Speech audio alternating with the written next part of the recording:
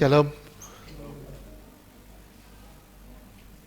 Puji Tuhan, kita bisa jumpa lagi dan kita lihat hari ini cerah sekali. Walaupun dari hari Jumat ramalan cuaca bilang hari Jumat akan hujan, ternyata enggak hujan. Terus Sabtu saya lihat juga hari Minggu akan hujan, ternyata enggak hujan. Saya percaya Tuhan mau kita hadir, Tuhan mau kita belajar, Tuhan mau kita mendengarkan firman Tuhan, dan Tuhan juga mau kita masuk di dalam satu penyembahan, hubungan yang intim dengan Dia. Judul khotbah hari ini adalah pelayanan Yesus di luar Israel. Pelayanan Yesus di luar Israel. Sebenarnya penginjilan bagi bangsa-bangsa itu bukan terjadi di Kisah Rasul, bukan terjadi pertamanya di Kisah Rasul, tapi sudah terjadi waktu Yesus masuk di dalam satu pelayanan. Jadi indikasi Injil bagi segala bangsa itu sudah muncul waktu pelayanan Yesus dinyatakan. Indikasi, sekali lagi indikasi Injil bagi segala bangsa itu sudah muncul waktu Yesus masuk di dalam pelayanan. Terutama kita bisa melihat di Matius 15. Ini perikopnya saya bagi atas 3 bagian, tapi saya percaya khotbah ini tidak akan jadi 3 seri, tapi khotbah ini hanya 1 seri, tapi saya bagi dalam 3 bagian. Bagian yang pertama kita baca di Matius 15 ayat 21 sampai dengan 28. Matius 15, saya minta semuanya tolong perhatikan ke firman Tuhan. Oke. Matius 15 ayat 21. Lalu Yesus pergi dari situ dan menyingkir ke daerah Tirus dan Sidon. Terus Ayat 22. Maka datanglah seorang perempuan Kanaan dari daerah itu dan berseru, "Kasihanilah aku ya Tuhan, anak Daud, karena anakku perempuan kerasukan setan dan sangat menderita." Ayat 23. Tetapi Yesus sama sekali tidak menjawabnya. Lalu murid-muridnya datang dan meminta kepadanya, "Suruhlah ia pergi, ia mengikuti kita," dengan berteriak-teriak. iya, terus Ayat 24, jawab Yesus, "Aku diutus hanya kepada domba-domba yang hilang dari umat Israel." 25. Ayat 25, tetapi perempuan itu mendekat dan menyembah Dia sambil berkata, "Tuhan, tolonglah aku." Ayat 26, tetapi Yesus menjawab, "Tidak patut mengambil roti yang disediakan bagi anak-anak dan melemparkannya kepada anjing." Ayat 27, kata perempuan itu, "Benar Tuhan, namun anjing itu makan remah-remah yang jatuh dari meja tuannya." 28. Ayat 28, maka Yesus menjawab dan berkata kepadanya, "Hai ibu, besar imanmu, maka jadilah kepadamu seperti yang kau kehendaki." Dan seketika itu juga anaknya sembuh. Oke, pada bagian pertama ini mungkin ada beberapa pertanyaan. Ada beberapa pertanyaan. Pertanyaan yang pertama, kenapa ya? Anaknya kan lagi sakit, tapi kenapa Yesus menjawab sangat keras? Bahkan kalau saudara baca, kan di sini dibilang, tidak patut mengambil roti yang disediakan bagi anak-anak dan melemparnya kepada anjing. Bisa bayangin betapa kerasnya perkataan ini? Bisa bayangin jika anak saudara lagi sakit, tiba-tiba Tuhan bilang tidak patut mengambil roti yang disediakan bagi anak-anak dan melemparkannya kepada anjing. Itu sama dengan kita, saudara, diibaratkan seperti anjing. Ini pertanyaan. Yang kedua, kenapa murid-muridnya tidak peka? Sampai mereka bilang usir aja. Karena ribut bikin ribut. Usir aja. Ini pertanyaan-pertanyaan yang timbul. Saudara harus tahu dulu, Matius ini, Injil Matius ditulis, audiensnya siapa? Audiens dari Injil Matius. Jadi tujuan Matius ini ditulis, ini ditujukan kepada orang Yahudi. Orang-orang Yahudi. Ditulis bagi orang-orang Yahudi.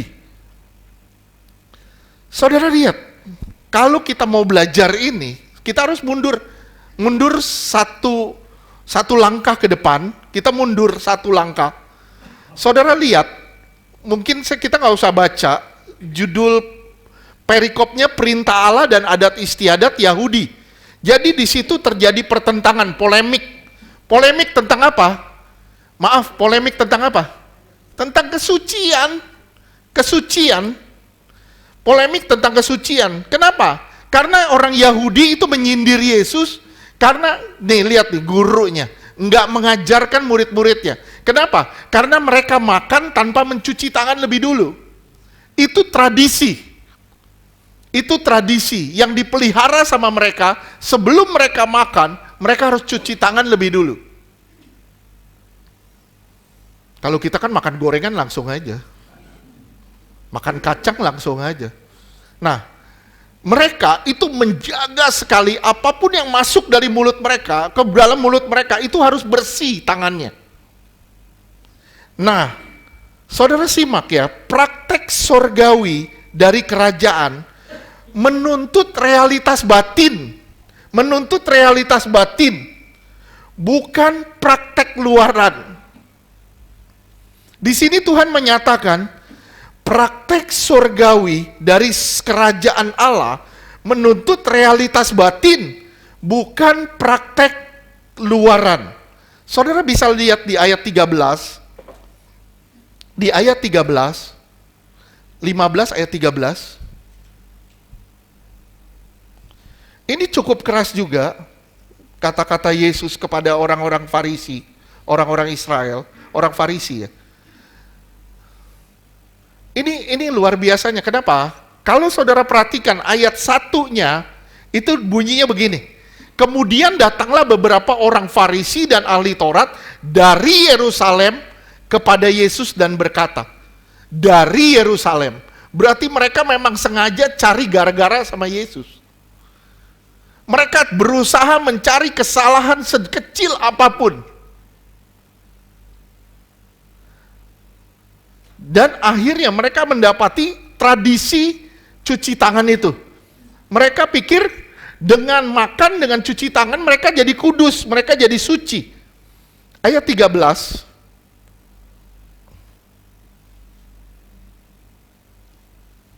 Jawab Yesus, setiap tanaman yang tidak ditanam oleh Bapakku yang di sorga akan dicabut dengan akar-akarnya. Lihat ya, setiap tanaman yang tidak ditanam oleh Bapakku yang di sorga akan dicabut sampai ke akar-akarnya. Saya bilang begini, tolong simak. Di sini kalau kita ambil satu garis, Tuhan mau ngomong gini, kamu menolak Raja Surgawi, kamu dicabut dari kerajaan sorga. Ketika kamu menolak Raja Surgawi, kamu akan dicabut dari kerajaan sorga. Menolak artinya menyingkirkan Yesus demi kesenangan-kesenangan pribadi kita. Sekali lagi, menolak itu artinya bisa diartikan menolak bukan cuma reject, tapi juga menyingkirkan Yesus demi kesenangan-kesenangan pribadi.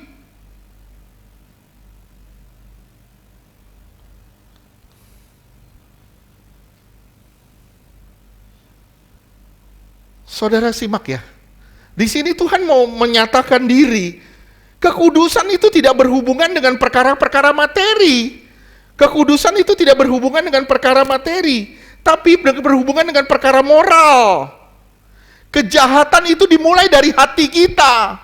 Kejahatan dimulai dari hati. Ketika di hati sudah banyak prasangka, ketika di hati sudah banyak kepahitan, ketika di hati sudah banyak segala sesuatu yang gak beres, banyak tudingan-tudingan kepada orang, penghakiman-penghakiman. Ketika orang kita melihat tidak sesuai atau tidak sejalan dengan kita, di hati kita udah gak beres, di situ saatnya kita udah gak kudus. Sekali lagi, kekudusan itu bukan perkara makanan atau perkara materi, tapi kekudusan itu dimulai dari pribadi, perkara-perkara moral. Kejahatan itu dimulai dari hati saat begitu banyak terprasangka. Penolakan dari umat pilihan membuat Kristus menyingkir keluar dari Yerusalem. Ketika Yesus ditolak, akhirnya dia keluar dari Yerusalem. Dia pergi kemana? Ke Tirus dan Sidon. Tirus dan Sidon itu wilayah atau daerah di luar Yerusalem, di luar kekuasaan orang Israel.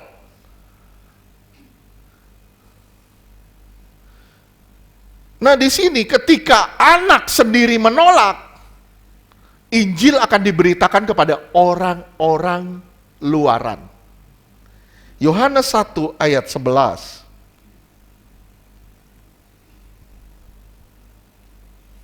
Yohanes 1 ayat 11. Ia datang kepada milik kepunyaannya, tetapi orang-orang kepunyaannya itu tidak menerimanya.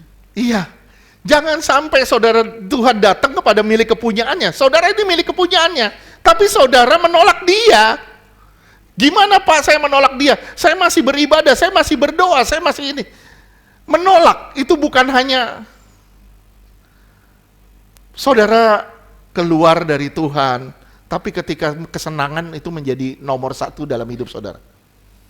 Kesenangan pribadi, ego itu menjadi nomor satu dalam hidup saudara. Ingat berapa minggu lalu kita bersama-sama belajar tentang anomia.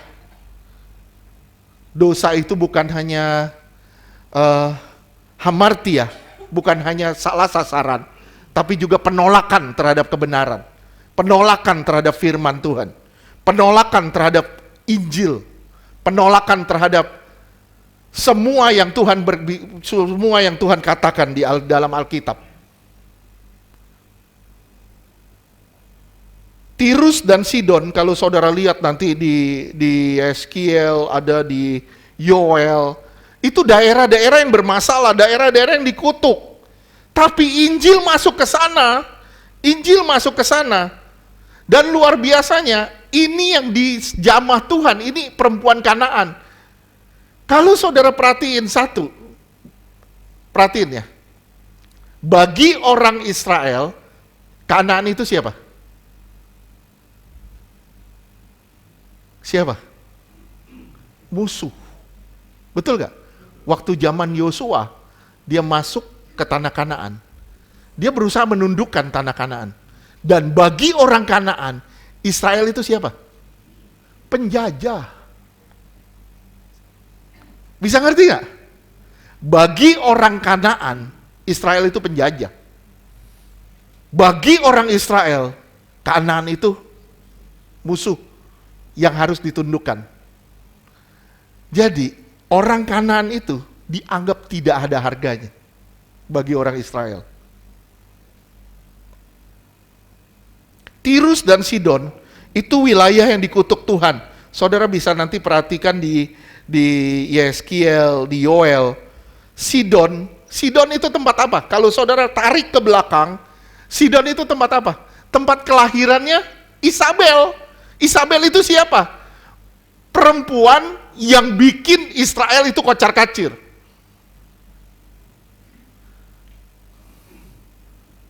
Tapi luar biasanya, Yesus datang ke sana, justru Yesus menjangkau orang-orang di sana.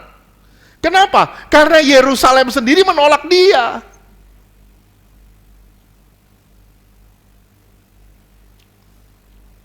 Sampai sini bisa paham ya? Saya berusaha jelasinnya sedikit demi sedikit. Ada dua gambaran yang saudara bisa lihat. Satu, orang Yahudi gagal melihat Yesus sebagai juru selamat. Dia gagal melihat Yesus sebagai juru selamat. Yang dia lihat Yesus ini sebagai pengajar yang selalu membuat onar. Selalu pengajarannya bertentangan dengan apa yang mereka lakukan. Yang kedua gambarannya, Tirus dan Sidon harusnya memusuhi Yesus. Harusnya memusuhi Yesus. Tapi malah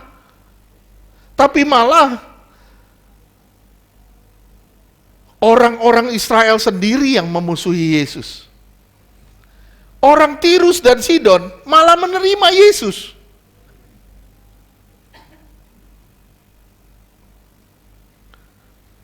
Ini hebat kan? Kita sendiri, kita yang merasa sudah di dalam, merasa sudah di sini, tanpa sadar kalau saudara terus hidup dengan kemauan saudara sendiri. Makanya ya, 2 minggu lalu saya bilang, pertentangan antara perkataan siapa di dalam Yesus tidak berbuat dosa lagi dan perkataan 1 Yohanes 1 ayat 9 yang berkata barang siapa 1 Yohanes 1 ayat 10, barang siapa mengaku diri tidak berdosa, kebenaran tidak ada di dalam dia. Itu bertentangan. Ternyata yang dimaksud di dalam Yesus tidak berbuat dosa lagi, itu tidak continue sinning. Tidak berbuat dosa yang terus-menerus, diulangi terus-menerus, diulangi terus-menerus. Jadi maksudnya itu. Ngerti ya? Ngerti ya? Jadi menolak itu artinya kita menikmati dosanya. Kita menikmati keinginan-keinginan kita. Kita gali, kita eksplor terus keinginan kita yang membuat kita menolak Tuhan tanpa kita sadari.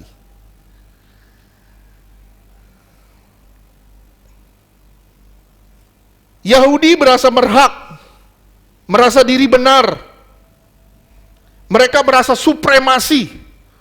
Dia tolak. Kenapa? Karena dia merasa dirinya benar. Dia punya kebenarannya sendiri. Gua benar. Nih, ini udah tradisi, memang harus cuci tangan dulu sebelum makan. Memang sudah tradisinya begitu. Kalau kita makan, kita nggak cuci tangan, yang masuk ke mulut itu kotoran semua. Tuhan bilang, buat apa tanganmu bersih? Buat apa tanganmu bersih kalau hatimu kotor?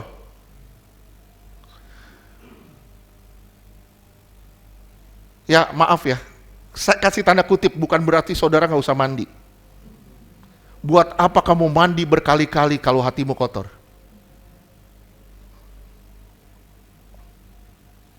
Buat apa kamu bersihin tubuhmu? Buat apa kamu hiasin tubuhmu kalau hatimu kotor? Ingat, Yahudi itu merasa berhak, merasa diri benar, merasa supremasi. Mereka merasa sangat berhak, jadi tinggi hati, tidak sadar kalau mereka sedang bersalah. Mereka nggak sadar ketika mereka bersalah. Kenapa? Karena merasa supremasi, merasa dirinya benar. Yahudi sering mengabaikan firman Tuhan demi kebiasaannya. Sekali lagi, orang Yahudi itu sering kali mengabaikan firman Tuhan demi kebiasaannya yang mereka anggap benar. Ini masalah fatal. Dan hal ini ada di gereja. Kita merasa diri kita benar, kita merasa sudah jalan di jalan yang benar, kita merasa diri kita benar, akhirnya dengan tangan kita acungkan kepada orang lain.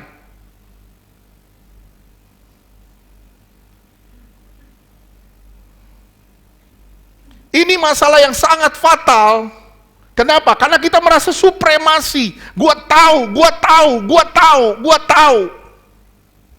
Gua bisa, gua ngerti. Akhirnya apa? Kita nggak butuh teguran lagi. Yang kita mau apa? Negur. Kita nggak butuh teguran. Yang kita mau apa? Tegur. Ini supremasi di dalam pelayanan dan itu salah fatal. Sekali lagi saya bilang, ini supremasi di dalam pelayanan dan itu kesalahan yang fatal. Ada kalanya kita tegas, ada kalanya kita juga berbelas kasihan.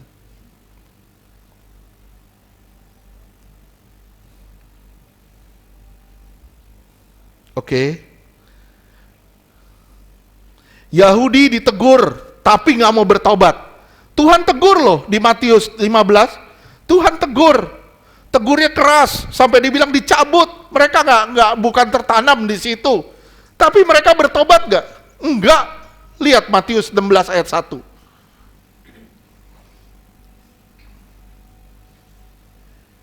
Matius 16 ayat 1. Kemudian datanglah orang-orang Farisi dan Saduki hendak mencobai Yesus. Datang lagi, mau cobain lagi, terus Mereka meminta supaya ia memperlihatkan suatu tanda dari surga kepada mereka. mereka gagal melihat seorang juru selamat.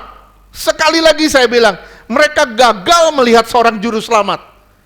Kenapa? Karena mereka punya kebenaran, mereka punya kebenarannya sendiri. Banyak orang Kristen seperti ini.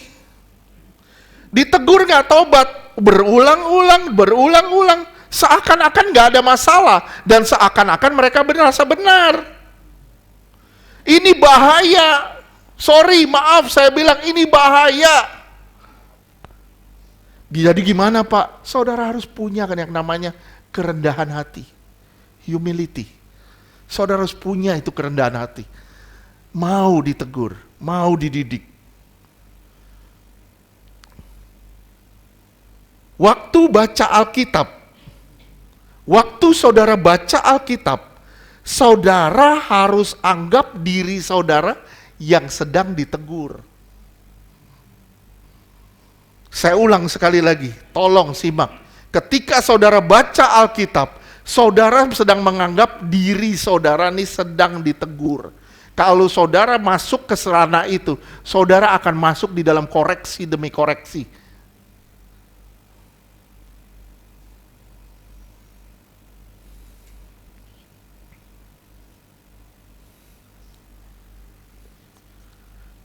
Coba ya. Ini menyebalkan enggak menurut saudara? Misalnya gini. Misalnya siapa ya? Misalnya Ibu Wati. Ibu Wati ini anak saya. Dia sekolah SD misalnya. Terus Bu Wati pakai baju SD. Misalnya terus Ibu Wati misalnya malam dia datang ke saya jam 9 malam, di mana toko semua tutup, dia bilang, "Papi, saya butuh buku biologi." Misalnya, butuh buku matematik misalnya. Oke. Call a friend. Telepon temen dulu, ada nggak butuh buku matematik, pinjam dong, karena besok pagi dia mau pakai. Ini toko udah tutup semua, oke, dapat. Besok dia ulang lagi dengan kejadian yang sama. Semuanya serba dadakan, itu sangat menyebalkan. Tegur Bu Ati, nggak berubah. Begitu terus. Ini contoh aja. Kalau saudara ditegur dan saudara nggak pernah berubah, saudara akan jadi orang yang menyebalkan.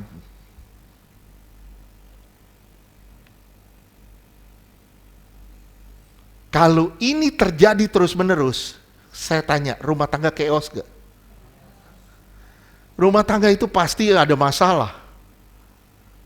Pasti akan terjadi chaos. Kenapa? Karena gak ada perubahan. Untuk berubah, butuh kerendahan hati. Sekali lagi, kalau mau berubah, yang dibutuhkan satu, rendah hati dong. Jangan sampai ditegur kabur. Tiap kali ditegur, ngilang, kabur. Ini nggak peka sama teguran. Dia peka sama perasaan. Dia nggak pernah peka sama teguran. Dia hanya peka sama perasaan. Saya bilang ya, orang kayak seperti ini nggak bakal bisa maju. Nggak akan bisa maju. Kenapa? Karena begitu mau maju, yang dipikirin apa? Perasaannya. Enak gak ya gue jalan ke sini? Yang penting gue enak. Gue nggak pusing yang lain. Oke? Saya berharap semua nih punya telinga dengar. Saya berharap semua mau ditegur. Amin. Di luar mungkin kita nggak tegur, nggak saling menghakimi. Tapi di mimbar kita harus keras. Kita harus belajar kebenaran. Ya, kita harus berubah.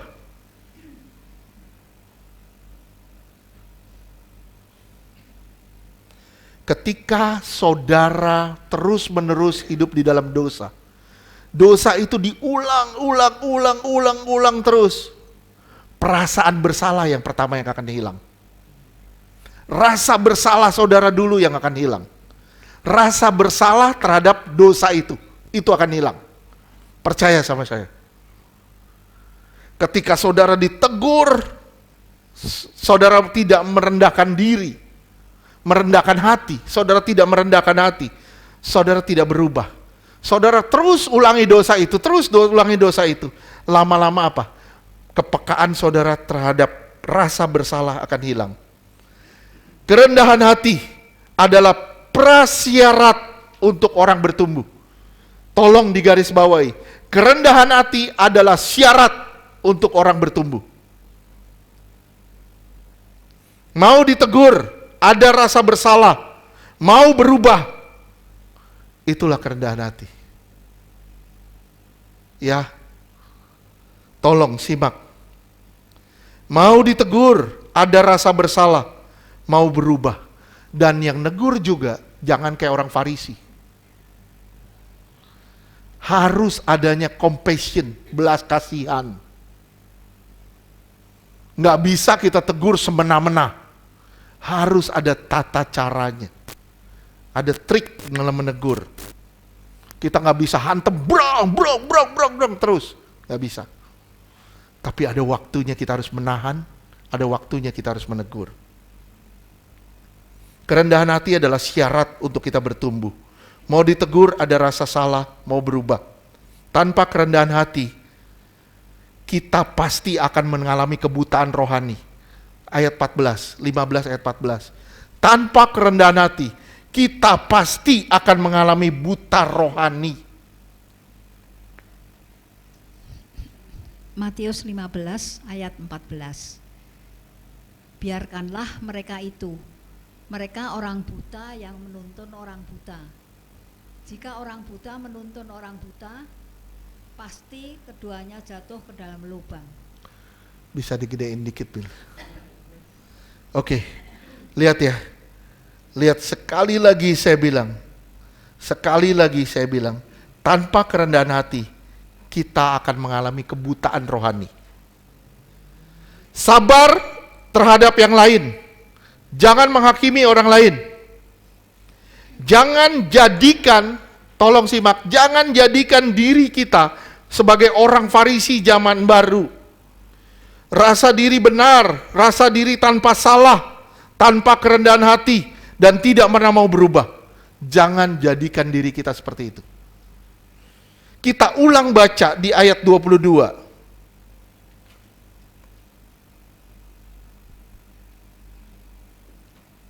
Matius 15 ayat 22. Maka datanglah seorang perempuan Kanaan dari daerah itu dan berseru, "Kasihanilah aku ya Tuhan, anak Daud, karena anakku perempuan kerasukan setan dan sangat menderita." Oke. Saudara lihat ya. Tadi kita udah bahas orang Farisi, ahli Taurat menolak Yesus. Tapi lihat dari mulut orang Kanaan sebut Yesus itu sebagai Tuhan. Dia menyebut Yesus itu sebagai Tuhan. Dan dia berkata, engkau adalah Tuhan, anak Daud. Anak Daud itu Mesias, lahir dari keturunan Daud. Karena dia bilang karena anak perempuanku kerasukan setan dan sangat menderita. Saudara perhatiin baik-baik.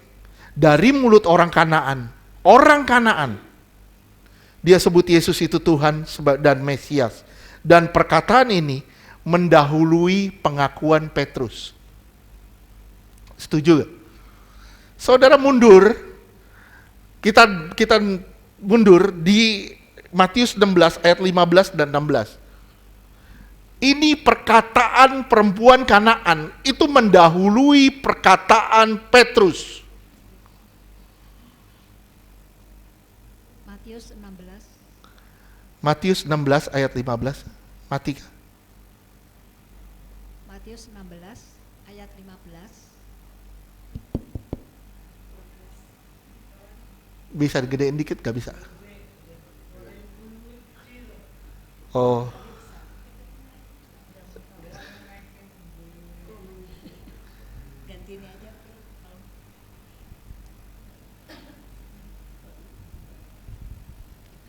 Matius 16 ayat 15. Oke. Lalu Yesus bertanya kepada mereka, "Tetapi apa katamu, siapakah aku ini?" Siapa aku ini?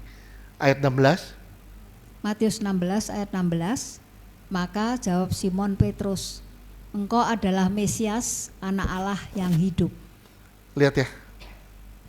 Sebelum Petrus mengakui, didahului oleh pengakuan perempuan Kanaan. Orang yang tidak mengenal Allah, orang yang tidak mengenal Allah Israel, menyatakan siapa Yesus sebagai Tuhan dan Mesias.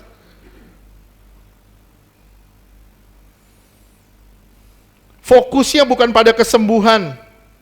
Fokus perkataan firman ini bukan pada kesembuhan, tapi pada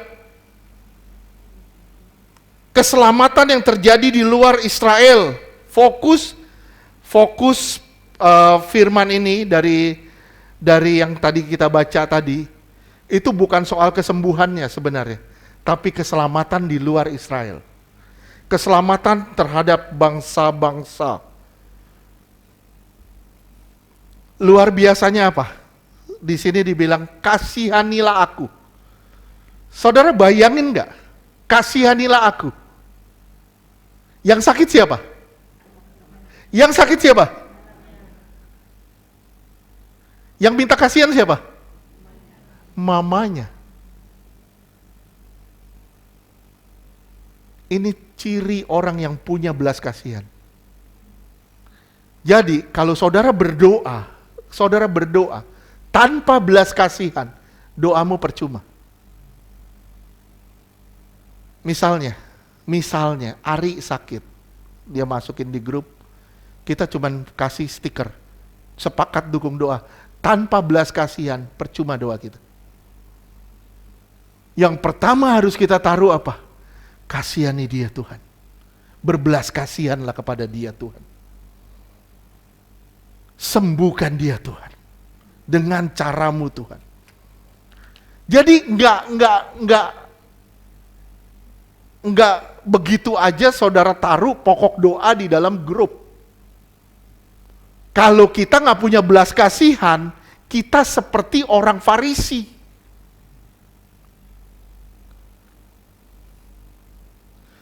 Di sini dibilang kasihani aku, yang sakit anaknya. Dia rasakan apa yang dialami oleh anaknya. Bisa nggak kita merasakan apa yang dialami oleh orang di sekitar kita?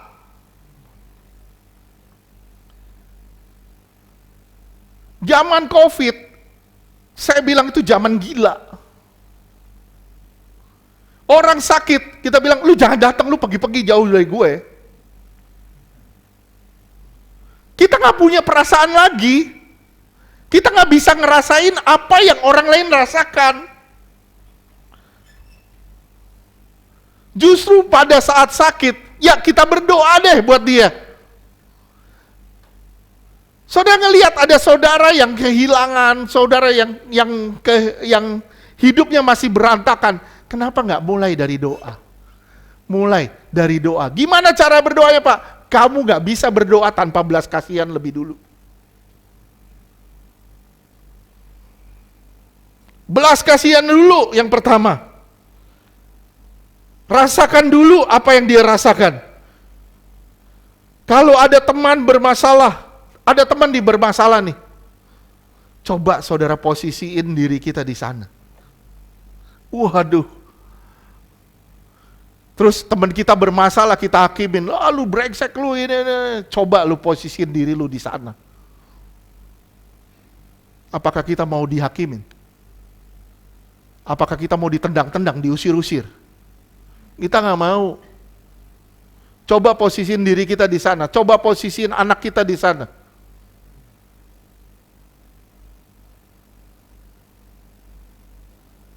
Kalau ada teman kita bermasalah, jangan dihakimi.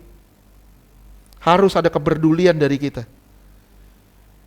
Saya bilang, jangan ngomong cinta sama Tuhan. Tapi gak pernah mau ngerasain penderitaan orang lain. Nol. Pelayanan, rajin, doa, rajin. Sama keluarga, gak peduli. Apa itu? Nol. Saya bilang nol. Cuman ngomong cinta doang. Gombal. Bisa bayangin kalau Pak Yogo ngomong cinta tapi di luarnya gimana sama Bu Fitri? Kan gak enak, Bu ya. Tapi puji Tuhan, ini orang baik. Puji Tuhan, dia orang Jawa bukan orang Farisi.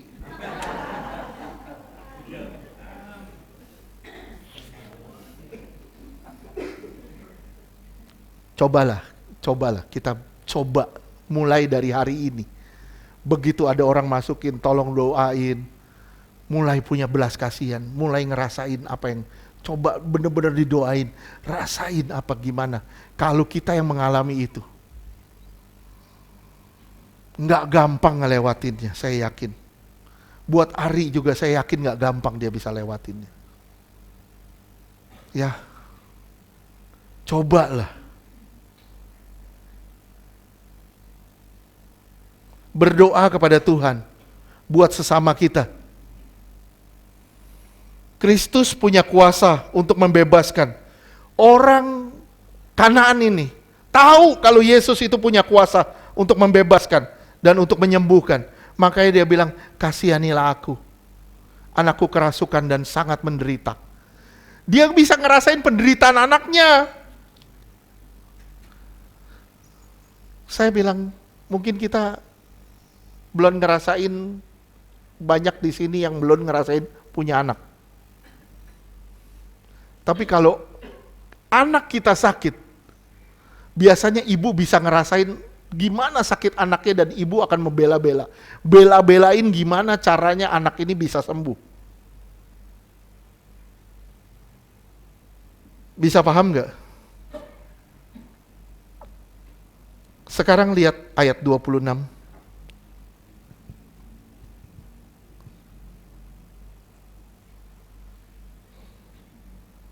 Matius 15 ayat 26. Tetapi Yesus menjawab, tidak patut mengambil roti yang disediakan bagi anak-anak dan melemparkannya kepada anjing. Saya tanya sama saudara, apakah ini perkataan hinaan? Halo? Hinaankah? Saya bilang ya, anjing memang termasuk perkataan hinaan kalau kita ngomong soal anjing. Kita ngomong di Indonesia aja kalau bilang anjing sama babi, itu pasti konotasinya udah negatif banget. Padahal babi enak banget. Ya, burung boleh ada flu, sapi boleh ada sapi gila, tapi babi jangan kena penyakit deh. Babi harus terus sehat, semangat.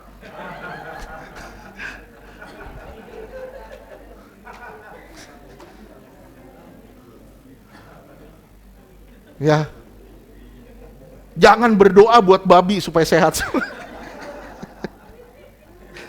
Bentar lagi Imlek banyak babi dibunuh. Oke. Memang konotasinya, bahkan saya sampai nonton di beberapa di berita, bukan di berita tapi di beberapa bahasan tentang tentang anjing. Kenapa orang Turki, orang Muslim Turki, mereka sebagian besar piara anjing. Kenapa orang Muslim di sini benci banget sama anjing? Karena konotasi anjing itu sudah negatif untuk orang Indonesia, udah dari zaman dahulu kala. Di Iran pun banyak orang-orang Muslim piara anjing. Tapi kenapa di Indonesia? Karena konotasinya udah negatif. Padahal anjing itu lucu sekali. Ya, tapi saya jujur, saya paling nggak mau makan anjing. Kenapa? Karena saya pemelihara anjing, bukan penyantap anjing. Anjing termasuk kata hinaan bagi orang Yahudi, itu melambangkan kenajisan. Saudara perhatiin waktu Goliat bilang apa? Daud kan bawa tongkat kan? Goliat bilang apa? Anjingkah aku sehingga kamu datang bawa tongkat? Sebenarnya hinaan. Tapi waktu Tuhan ngomong ini bukan kata hinaan, tapi ini kata tantangan. Loh Pak, bedanya di mana? Bedanya di sini. Anjing itu pakai kata kion. Bahasa Yunaninya kion. Anjing liar. Itu pakai kata kion. Tapi di sini pakai kata kunarion. Tulis biasa aja. Kion itu K-Y-O-N. Kunarion. Di sini pakai katanya kunarion, yang artinya bentuk sayang terhadap suatu peliharaan. Bentuk sayang terhadap satu peliharaan, yaitu anjing.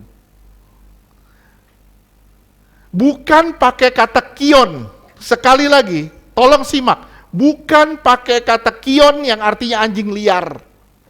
Tapi pakai kata kunarion yang artinya bentuk sayang terhadap suatu peliharaan. Sekarang udah ngerti? Ini bukan kata hinaan, tapi ini kata tantangan.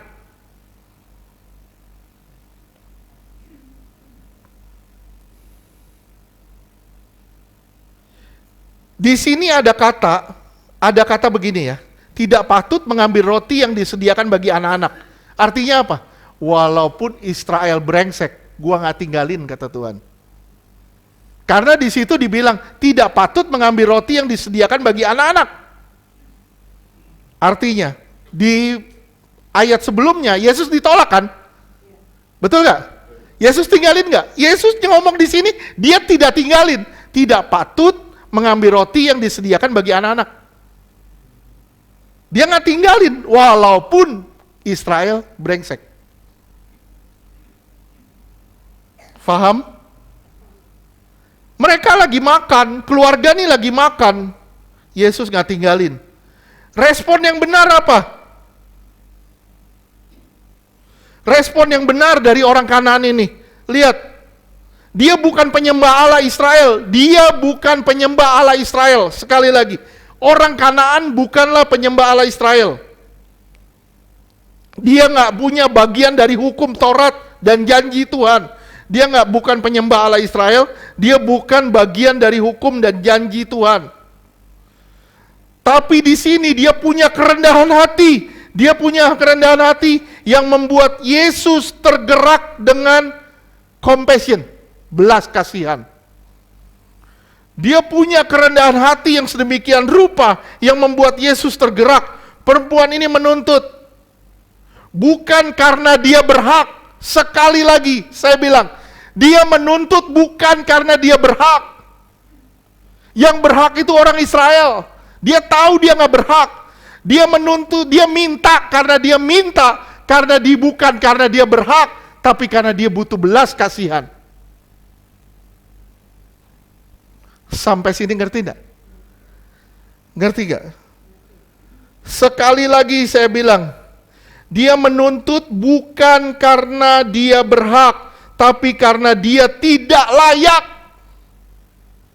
Karena dia merasa tidak layak. Dia sadar dia tidak layak. Dia sadar dia terima dari meja, bukan terima. Dia sadar kalau dia tidak terima dari meja. Dia tidak layak terima dari meja. Oleh sebab itu dia sadar, dia di bawah tempatnya. Artinya apa? Berani nggak dia merendahkan diri? Ternyata dia benar-benar merendahkan diri di situ. Gue nggak minta dari mejanya katanya. Gue minta dari remah-remahnya.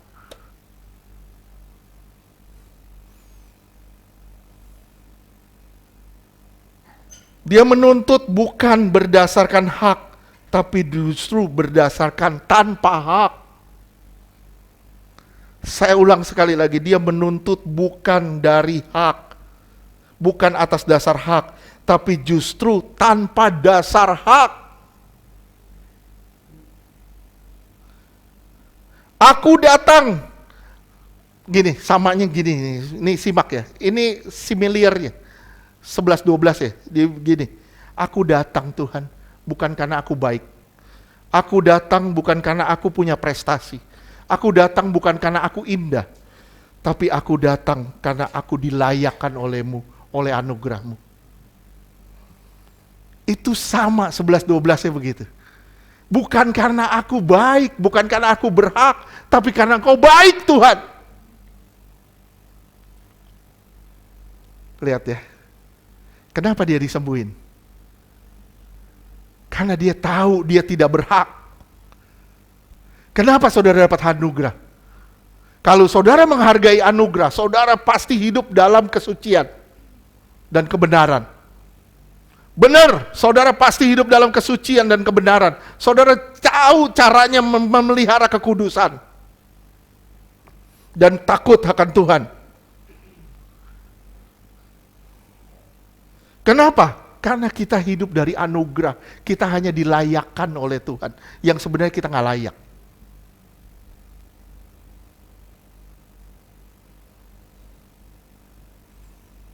Lihat, ini metafora dari metaforanya dari siapa? Mephiboset.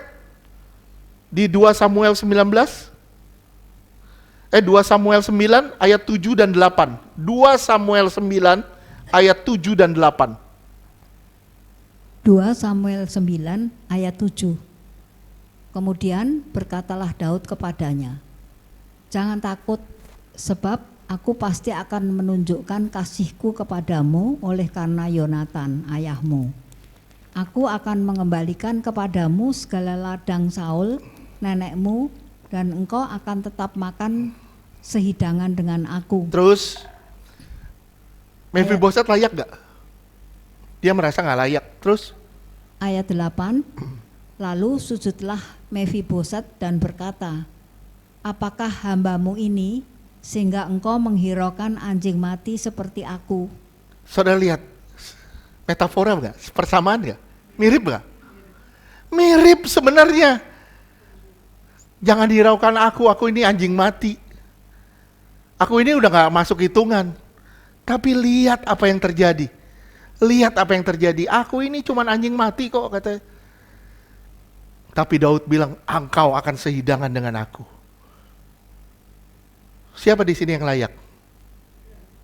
Siapa di sini yang layak? Kita nggak ada yang layak kalau nggak dilayakkan. Jangan pernah merasa hebat. Engkau cuma dapat anugerah. Saya dapat anugerah. Saya bisa ngomong di sini karena saya dapat anugerah. Saudara bisa duduk di sana, saudara bisa melayani karena saudara dapat anugerah. Nggak ada seorang pun yang hebat.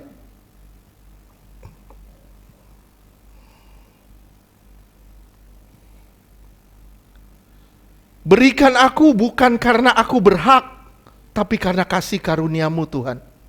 Inilah Injil. Berikan kepadaku bukan karena aku berhak, tapi karena kasih karuniamu. Ini Injil. Saya pernah nonton waktu itu, udah lama sekali film. Perempuan datang, perempuannya ini seorang pembantu. Lakinya ini datang ke perempuan, ke rumah perempuannya. Dibilang, lakinya ini orang kaya, perempuannya ini orang miskin. Dia datang ke rumah orang tuanya, perempuannya, dia bilang gini, saya minta anak kamu untuk menjadi istri saya, karena saya membutuhkan dia. Karena saya membutuhkan dia. Bukan karena saya berhak, karena saya orang kaya, karena saya berhak. Bukan, karena saya butuh dia. Wih, luar biasa ya. Tuhan, aku gak berhak, tapi Engkau melayakkan aku untuk jadi punya hak yang sebenarnya tidak pantas aku dapat. Inilah Injil. Inilah pola Injil yang benar. Yang terbelakang jadi yang terdahulu. Kita harus lebih dulu memberi salam. Yang rendah akan ditinggikan. Inilah gerakan hati yang menggerakkan hati Yesus. Ini yang menggerakkan hati Yesus. Bisa gak saudara sekarang berbelas kasihan kepada orang? Kalau ada di grup, ada masukin tolong doakan. Jangan cuman kasih stiker. Benar-benar masuk kamar, berbelas kasihanlah buat dia. Amin. Tapi jangan sampai nanti begitu itu banyak sekali permintaan doanya. Apa-apa didoain. Minta doain bisul saya tambah gede. Ya gak apa-apa juga. Cuman ya belajarlah. Kita belajar juga sama-sama punya perasaan terhadap orang lain. Ya, bukan cuman pelayanan tanpa kerendahan hati, nol. Pelayanan tanpa belas kasihan juga nol. Semua pelayanan Yesus itu digerakkan oleh belas kasihan. Oke? Lihat ya. Saya tidak pantas duduk di meja. Tapi asal saya bersama dengan Tuhan saya, cukup sudah. Saya nggak layak duduk di meja bersama Tuhan. Asal saya bersama Tuhan saya aja, nggak usah saya di meja. Itu udah cukup.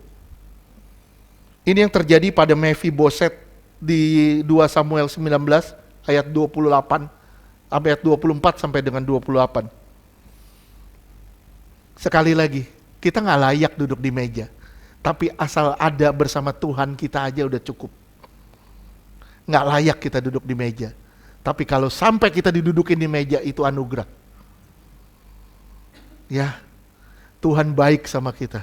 Hargai kebaikan Tuhan. Sekali lagi, hargai kebaikan Tuhan. Lihat Mephiboset. 2 Samuel 19 ayat 24. Juga Mephiboset bin Saul menyongsong raja. Ia tidak membersihkan kakinya dan tidak memelihara janggutnya. Lihat ya, segitunya dia cinta sama Daud. Sampai dia gak mandi, nungguin Daud pulang karena dia ditipu sama pembantunya Siba. Terus? Dan pakaiannya tidak dicucinya sejak raja pergi sampai pasti hari baunya ia pulang sangat dengan tidak selamat. nyaman. Terus? Sudah. Ayat 25. Ketika ia dari Yerusalem menyongsong raja, bertanyalah raja kepadanya, "Mengapa engkau tidak pergi bersama-sama dengan aku, Mephiboset?" Iya, 26. Ayat 26. Jawabnya, "Ya Tuanku Raja, aku ditipu hambaku. Sebab hambamu ini berkata kepadanya, pelanailah keledai bagiku, supaya aku menungganginya dan pergi bersama-sama dengan raja. Sebab hambamu ini timpang." Jadi Siba bilang, udah lu gak usah ikut, pelanai aja. Karena kamu timpang, kamu gak usah ikut. Terus, ayat 27. Ayat 27, ia telah memfitnahkan hambamu ini kepada tuanku raja. Lihat, baca baik-baik ini. Lihat, baca baik-baik. Baca sama-sama deh. Tetapi Tuanku, 3, 2, 1. Tetapi tuanku raja adalah adalah seperti malaikat Allah. Sebab itu perbuatlah apa yang Tuanku pandang baik. Tuhanku mau bunuh aku, Tuhanku mau bikin apapun sama aku, biarin. Kenapa? Karena Tuhanku pulang dengan selamat, itu sudah seperti melihat Tuhan. Lihat dia, begitu cintanya dia sama Daud. Ini melambangkan begitu cintanya gereja sama Tuhannya. Kenapa? Karena anugerahnya besar buat kita. Terus ayat 28. Ayat 28. Walaupun seluruh kaum keluargaku tidak lain dari orang-orang yang patut dihukum mati oleh Tuanku Raja, Tuanku telah mengangkat hambamu ini di antara Aku tidak layak, tapi Tuanku angkat aku. Aku gak layak. Terus? Tuanku telah mengangkat hambamu ini di antara orang-orang yang menerima rezeki dari istanamu. Apakah hakku lagi dan apa aku mengadakan tuntutan lagi kepada raja? Iya. Sekarang saudara lihat ini metafora nggak dari yang tadi? Sama nggak? Sama nggak? Kita nggak layak, tapi kita dapat dari Tuhan. Bukan karena layak, tapi karena baiknya Dia. Oke, sekarang kita masuk bagian 2. Matius 15 ayat 29 sampai 31. Sorry, maaf saya agak cepat sedikit. Matius 15 ayat 29 sampai 31. Kalau di Markus ini bicara soal Dekapolis. Ini ngomongnya Dekapolis. Dekapolis itu deka 10, polis itu kota. Jadi 10 kota. Jadi 10 kota di luar Israel. 10 kota di luar Israel. 29 sampai 31. Matius 15 ayat 29. Setelah meninggalkan daerah itu, Yesus menyusur pantai Danau Galilea dan naik ke atas bukit lalu duduk di situ. Ya, saudara ingat apa ini? Kalau saudara mundur, saudara ingat apa ini? Peristiwa apa? Khotbah di bukit. Yesus itu duduk di atas bukit. Dia berkhotbah di sana. Di Matius 5. Dia ngomong tentang kerajaan yang baru. Dia ngomong tentang kerajaan yang baru, bagaimana manusia itu harus hidup, bagaimana orang Israel itu harus hidup. Dia ngomong tentang itu. Dan di sini diulang, tapi di luar Israel. Bukan bagi orang Israel, tapi di luar Israel. Terus, dalam posisi berkhotbah, dia duduk, tapi orang-orang datang di situ. Terus, ayat 30. Ayat 30. Kemudian orang banyak berbondong-bondong datang kepadanya, membawa orang lumpuh, orang timpang, orang buta, orang bisu, dan banyak lagi yang lain. Lalu meletakkan mereka pada kaki Yesus dan Ia menyembuhkan mereka semuanya. Terus 31. Ayat 31. Maka takjublah orang banyak itu melihat orang bisu berkata-kata, orang timpang sembuh, orang lumpuh berjalan, orang buta melihat, dan mereka memuliakan Allah Israel. Lihat, kenapa ini diulang-ulang perkataan ini? Membawa orang lumpuh, timpang, buta.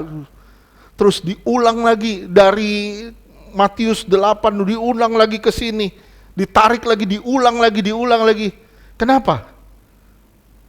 Saudara bisa simak nggak? Waktu Yohanes Pembaptis nanya, kamukah Mesias itu? Atau kamu yang harus menunggu yang lain? Kamukah itu atau kami harus tunggu yang lain? Ingat perkataan itu? Ingat? Jawab Yesus apa? Yesaya 35 ayat 5 dan 6.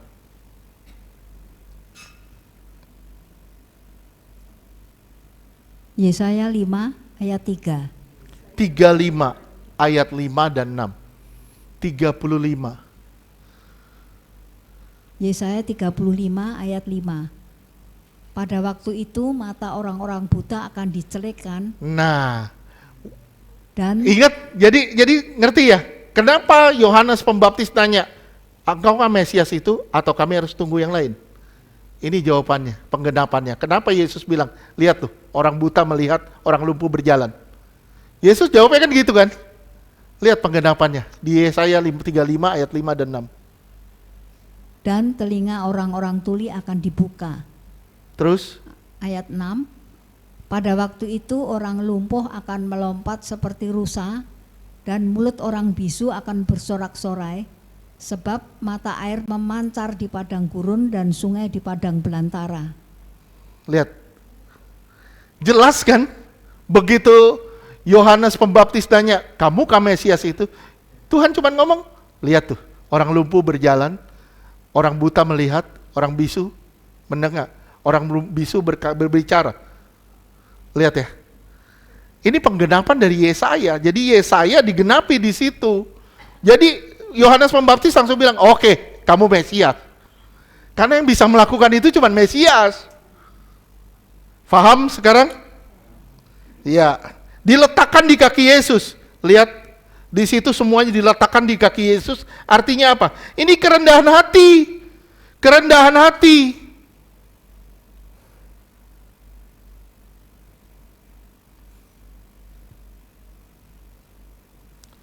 Iya.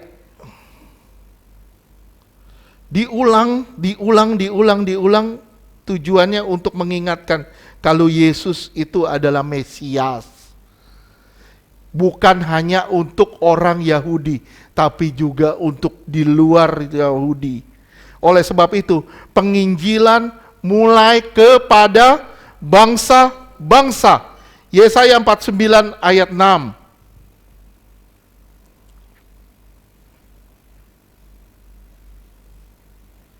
Yesaya 49 ayat 6.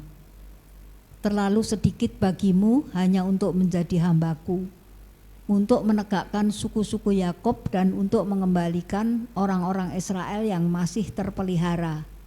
Tetapi aku akan membuat engkau menjadi terang bagi bangsa-bangsa. Lihat, penginjilan akan masuk kepada bangsa-bangsa. Terus? Supaya keselamatan yang daripadaku sampai ke ujung bumi. Enggak ada eksklusif buat orang Yahudi aja. Enggak, justru keluar. Kenapa? Karena Yesus di sini di luar Yahudi. Di luar Israel. Terus digenapi juga di Kisah Rasul 13 ayat 47, nggak usah dibaca. Sama ngomongnya. Menjadi terang bagi bangsa-bangsa. Penginjilan kepada bangsa-bangsa. Dinyatakan kepada bangsa-bangsa.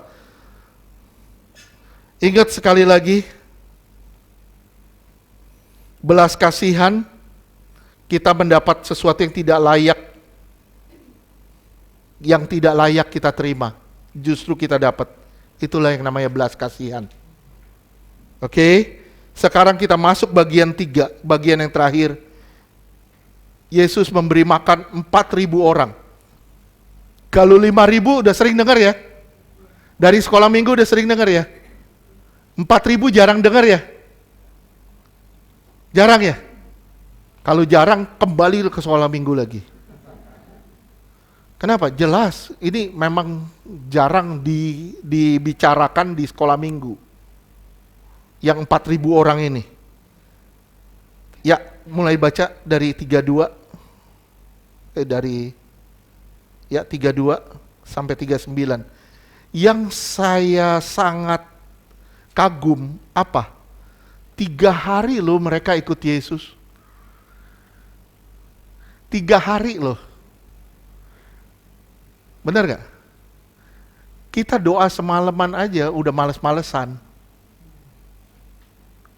Mau ibadah aja tarik ulur, males. Mereka 3 hari ikut Yesus. Bawa makanan gak? Bawa bekal, 3 hari pasti habis kok. Setelah itu mau apa?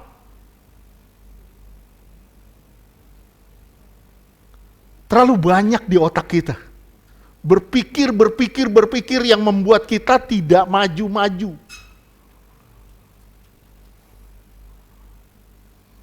Banyak sekali distorsi di otak kita yang membuat kita nggak bisa maju.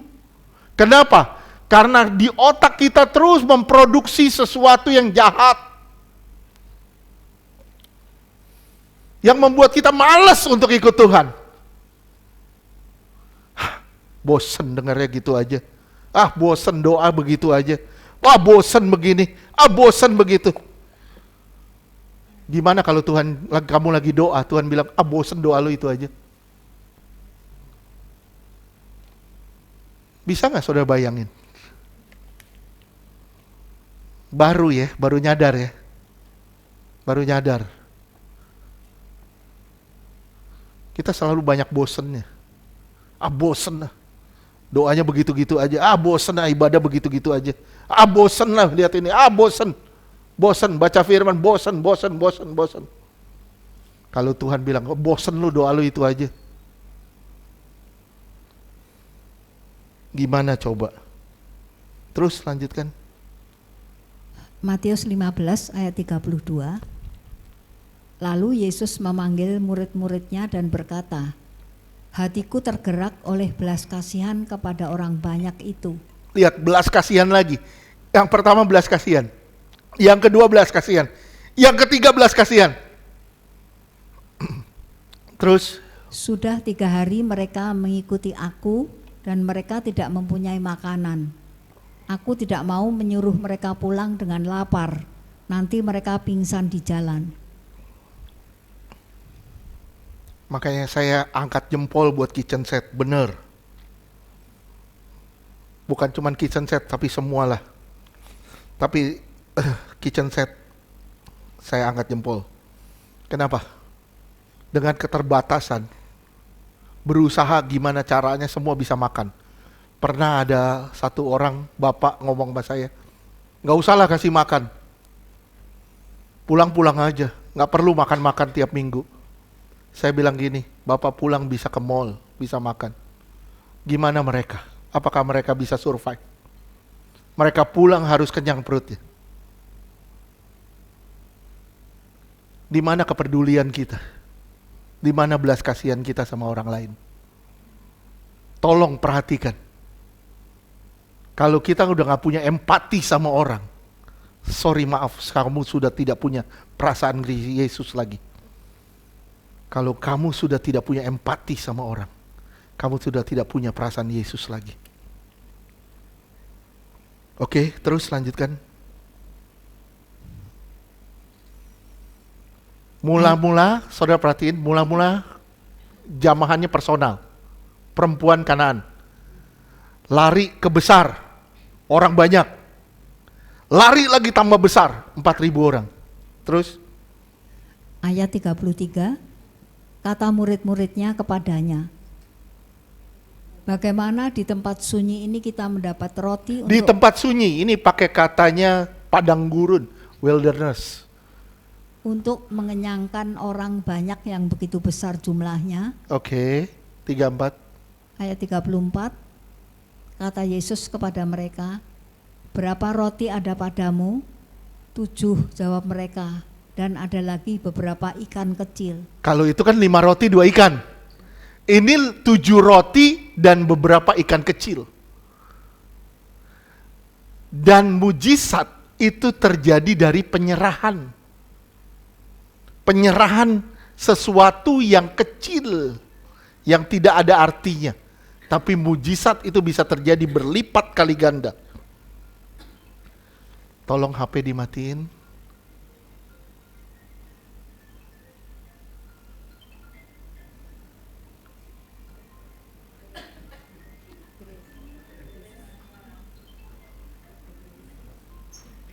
Oke.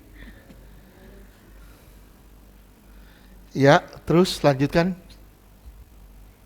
Mungkin kita jarang dengar ini.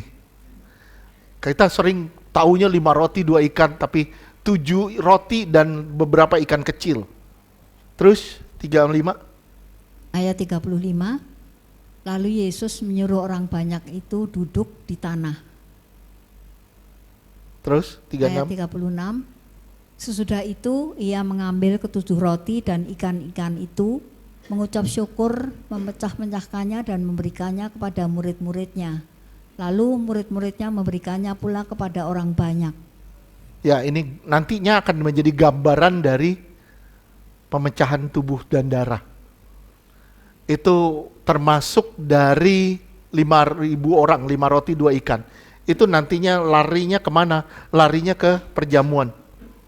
Tuhan mengucap syukur, dia memecah-mecahkan roti.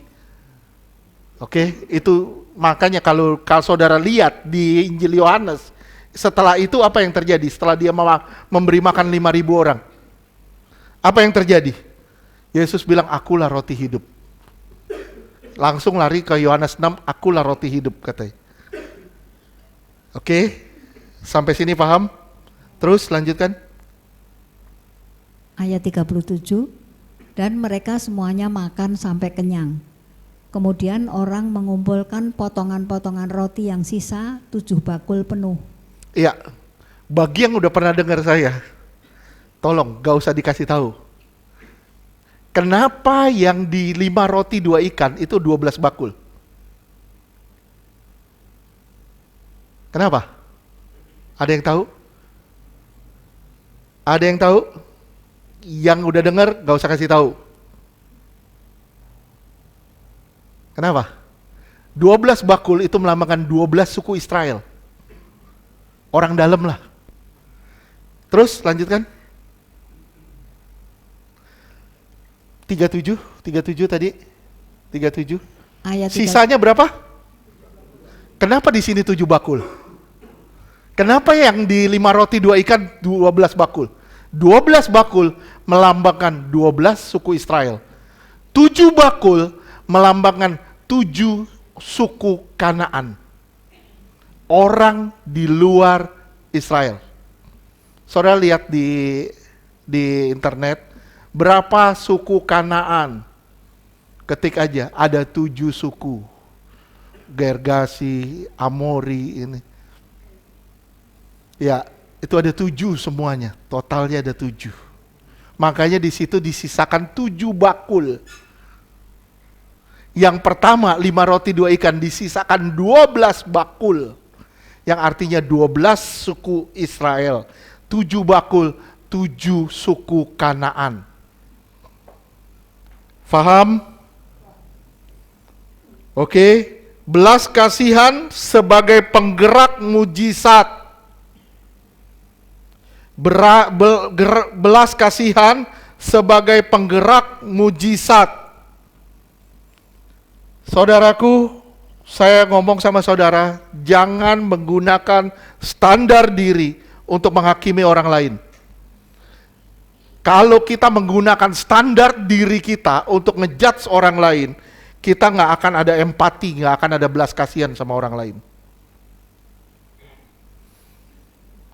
Perhatiin, 3 hari ikut Yesus tanpa makan. Bagaimana kita ikut Yesus? Bagaimana kita mengikuti Yesus? Begitu makanan habis, kita bingung luar biasa. Kita mulai ngedumel sama Tuhan. Kita mulai nanya sama Tuhan. Kita mulai pertanyakan Tuhan, kenapa begini, kenapa begini, kenapa begini. Bisa lihat sini. Mereka 3 hari ikut Yesus. Waktu di 5 roti 2 ikan, 5.000 orang makan. Itu enggak 3 hari, mereka cuma beberapa jam. Kan mereka ikut Yesus. Mereka dikasih makan 5.000 orang, laki-laki. Tapi di sini orang luar Israel, mereka bisa 3 hari ikut Yesus tanpa membawa bekal. Lihat bagaimana caranya mereka, semangatnya mereka, berapi-apinya mereka dalam ikut Yesus. Gimana api saudara sekarang? Bagaimana api saudara sekarang dalam mengikuti Yesus?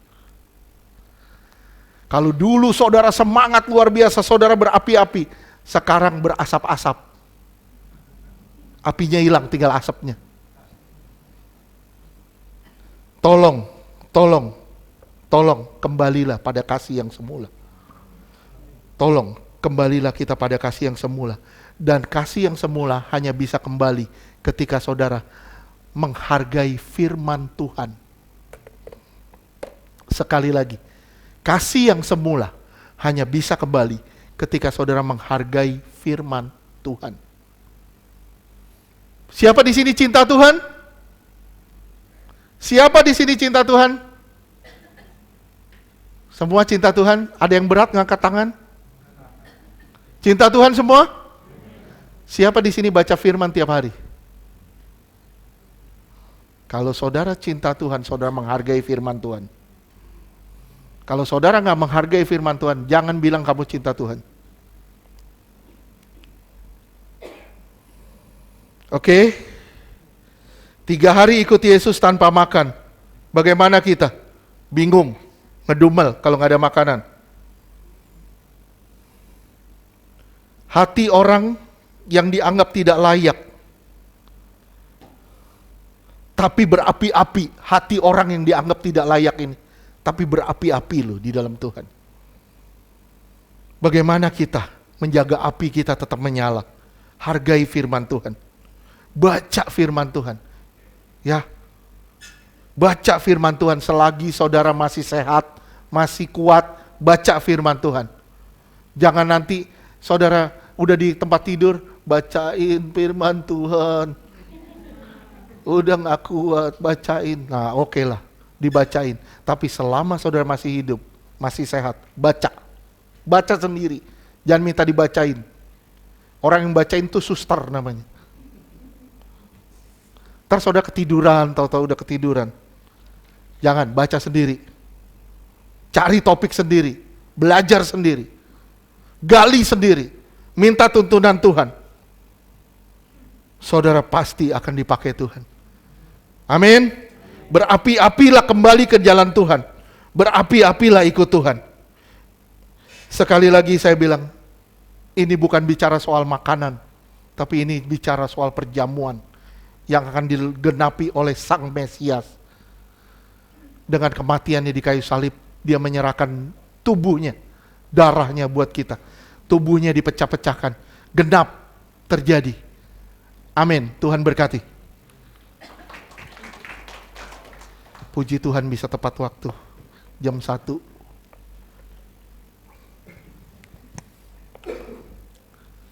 Saya nanya, saudara bisa mengerti apa yang dibahas hari ini? Jelas? Mau balik ke Tuhan? Mau ikut Tuhan? Mau berapi-api dalam Tuhan? Oke. Mau punya belas kasihan? Amin. Mau ditegur? Puji Tuhan. Yuk kita berdoa. Bapa, di dalam nama Tuhan Yesus, hamba-Mu tidak layak berdiri di sini, tapi Engkau yang melayakkan hamba-Mu Tuhan. Oleh sebab itu hamba berdoa bagi setiap jemaat-Mu yang ada di tempat ini, maupun yang nonton ibadah live Tuhan.